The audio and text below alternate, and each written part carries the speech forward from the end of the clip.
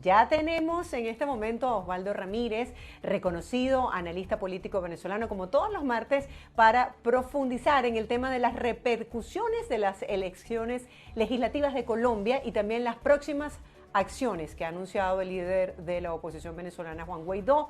Buenos días, Osvaldo, bienvenido, gracias por acompañarnos. Y bueno, quisiera que nos pusieras en contexto qué consecuencias pudiese traer para Venezuela un cambio de presidente en Colombia, tomando en cuenta que este podría ser de izquierda. Bienvenido. Buenos días, Mario, y feliz mañana para todos. Sí, bueno, el día 13 de marzo se lleva a cabo esta gran elección legislativa en Colombia, pero yo lo consideraría como la primera gran elección presidencial. Tres momentos, y parto justamente por este momento presidencial, porque se definieron en tres de las grandes coaliciones: la Centro Esperanza, la coalición por el pacto histórico, ¿ok? En donde principalmente salen favorecidos Gustavo Petro, ¿ok? Con más de 4.43 millones de votos. En esa coalición votaron 5.4 millones de votantes. Federico Gutiérrez, conocido como Fico Gutiérrez, ¿okay?, que obtiene 2.1 millones de votos. En esa coalición se obtienen 3.9 millones de votos. Y por último, el candidato Sergio Fajardo, ¿okay?, con cerca de unos 700.000 votos en una coalición que obtiene 2.300.000 votos. Aquí el principal detalle es que se comienza a configurar realmente lo que va a pasar en lo que es ya la primera vuelta formal. ¿Por qué? Porque teníamos una cantidad súper importante de candidatos. Quedan 8, ayer se retira uno, justamente el candidato de Uribe, el candidato del señor Zuloaga se retira y prácticamente le hace un apoyo, o dice él a título personal, que va a apoyar a Fico Gutiérrez. ¿Qué sucede con esto? Se presenta una abstención de 52-53%.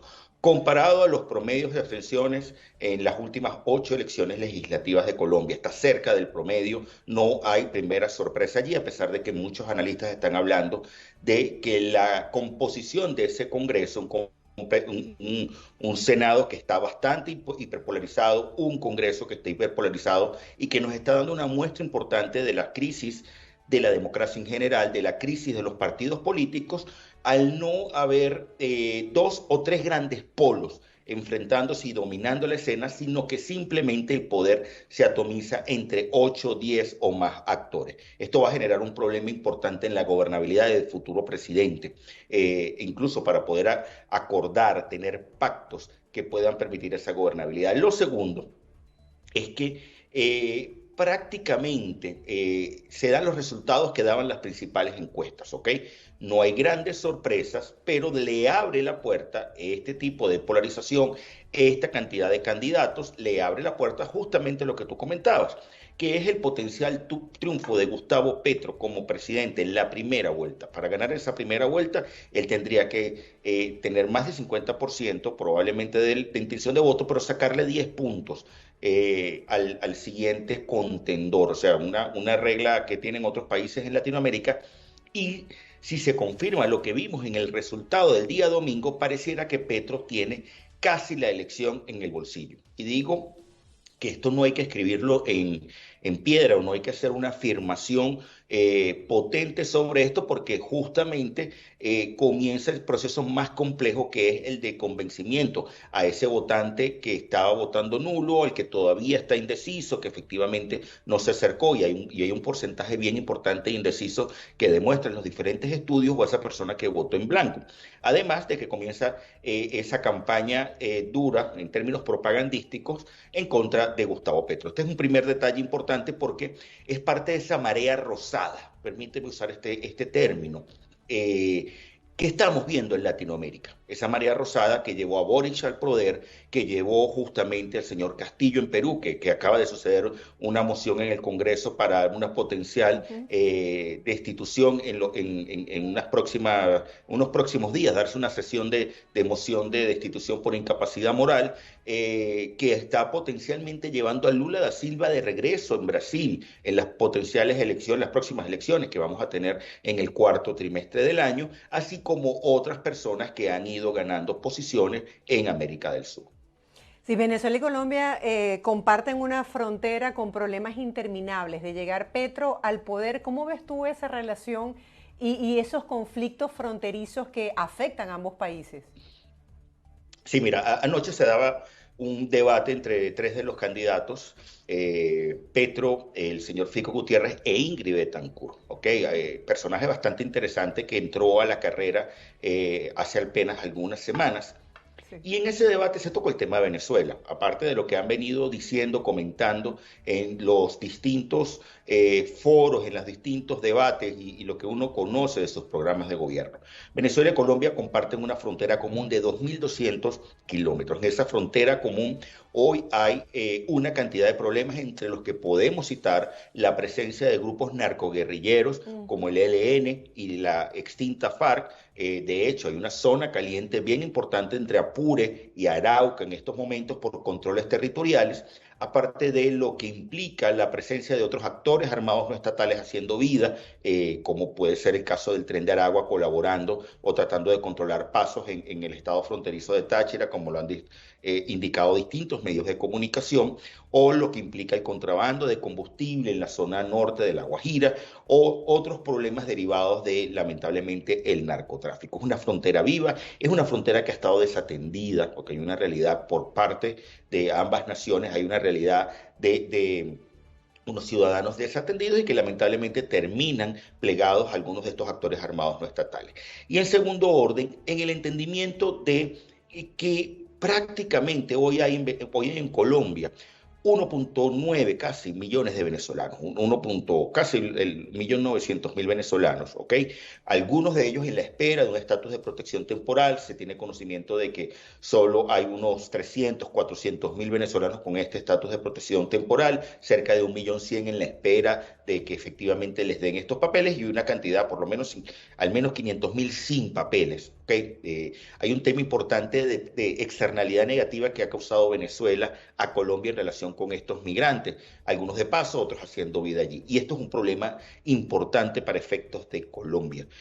Colombia, como lo acaba de decir Boris hace unos días, está tratando de ver qué hacer con los migrantes o cómo generar una política pública global en términos americanos, en términos suramericanos específicamente, de recolocación de migrantes. Lo mismo lo acaba de indicar Boris hace apenas unas horas, de que se debe abocarse prácticamente la región a tratar de sacar migrantes venezolanos de Chile. Tema complejo el tema de la migración, entre otros asuntos como el comercio binacional prácticamente parado, entendiendo que lamentablemente desde la época de Hugo Chávez con la relación con el expresidente Uribe, esta relación prácticamente se rompió y ha generado problemas importantes, sobre todo para los empresarios de esas zonas que comparten frontera, norte de Santander, Táchira, Guajira, Zulia, Arauca, Apure, etcétera, etcétera. Vamos a darle seguimiento que abordamos la semana pasada, tiene que ver con el acercamiento de Estados Unidos al gobierno de Venezuela por el tema del petróleo. Luego de que se dio este primer anuncio, que fue con información pues muy a la expectativa y que surgieron la cantidad de posiciones polémicas, ahora sale el representante de prensa del gobierno de Biden diciendo que no están analizando en este momento comprar petróleo a Venezuela, mientras que por el otro lado Citgo dice que se prepara para el suministro de petróleo si rebajan las sanciones, y por el otro lado se ve al presidente de Colombia señalando que ellos tienen la capacidad para incrementar la producción de petróleo y hacer la oferta global, ¿no? Entonces quisiera que nos hablaras un poco acerca de toda esta información que se ha manejado y que ha cambiado tanto en tan solo una semana, y cuál sería en todo caso la posición de la oposición venezolana con respecto a este acercamiento entre Estados Unidos y Maduro. Sí, bueno, hay una realidad, yo creo que hay unos back channel probablemente funcionando. Lo vemos con la liberación de dos rehenes la semana pasada que estaban rehenes norteamericanos en Venezuela, aún quedan otras personas. Lo vemos también con declaraciones de otros voceros, no solo Jen Psaki de la Casa Blanca como portavoz de prensa de la Casa Blanca, sino también de otros voceros de mayor rango que han indicado claramente que Venezuela tiene que dar unos pasos importantes. Y uno de esos pasos está asociado al tema de la negociación y al retomar ese proceso de diálogo con la oposición. Quizás estén viendo o están tratando de acordar cuáles son las fórmulas, si terminan de incorporarse a otros actores de partidos políticos, como conversábamos la semana anterior, de los que resultaron ganadores el 21 de noviembre, Fuerza Vecinal, Alianza del Lápiz, Avanzada Progresista, lo pongo ahorita en duda porque este partido está atravesando una crisis interesante en relación con su liderazgo, Henry Falcón y las otras personas que potencialmente pudiera dejar a Henry Falcón sin partido, pero la realidad es que tiene que retomarse ese diálogo. Yo creo que esto es una condición importante así de generar otros compromisos importantes para efectos de la garantía jurídica que debe darle el Estado venezolano a las empresas que están haciendo aquí vida.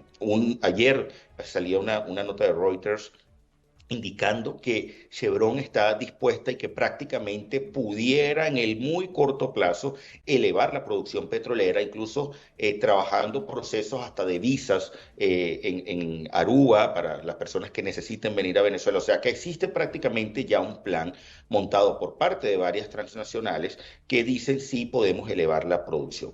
¿Qué sucede? En este marco geopolítico también es un tema económico, también es un tema importante de cómo otras naciones dicen, aquí estoy yo. Hay que recordar que Colombia hace algunos años no elevaba o unas décadas no tenía el nivel de producción que tenía Venezuela. Venezuela estaba sobre los 3 millones y tanto de barriles diarios. Colombia no llegaba a producir sino apenas algo y tenía un déficit importante para el consumo interno. Colombia, la industria petrolera creció, de hecho arrojó unos números positivos a su PIB durante algunos años y hoy se ofrece como un potencial supridor. ¿Qué sucede? El caso de Colombia tienes unos riesgos adicionales que implica la colocación de ese crudo en puertos que permita una salida mucho más eficiente, mucho más rápida hacia el Mar Caribe y particularmente las refinerías que están en el Golfo de México, situación que tiene Venezuela en términos geográficos de una manera un poco más expedita. Ahí hay un detalle porque yo creo que se está complicando bien el mundo petrolero, se están comenzando a ver algunas señales bastante claras, pero para el mundo venezolano, la India, China, están dispuestos a comprarle a Rusia su petróleo con mayor descuento, que era el mercado tradicional en donde Venezuela estaba vendiendo el crudo con unos precios también de descuento importantes. Si yo tengo un suplidor más cercano, como puede ser Rusia, prácticamente el petróleo venezolano pudiera estar siendo dejado de lado más allá de los contratos a futuros que pueda haber al respecto. La oposición no ha dicho nada acerca del tema petrolero en general, solo se han mantenido en la conversación en torno a que se deben acordar elementos para el restablecimiento de la democracia y que no haya aquí una situación de tomadera de pelo, que todo lo que implique eventualmente que continúe un gobierno denominado autocrático, denominado como violador de derechos humanos, no puede ser aceptado a priori simplemente porque otro actor necesita un petróleo, necesita tener las garantías, sobre todo para un tema complejo, cómo bajar los precios de la gasolina en un mercado en donde el ciudadano recibe el golpe más duro. Ojo, el ciudadano americano ahorita, pero esto es un tema global, esto no es un tema que escape a la mayor cantidad de países que dependen de la fluctuación de los precios de combustibles.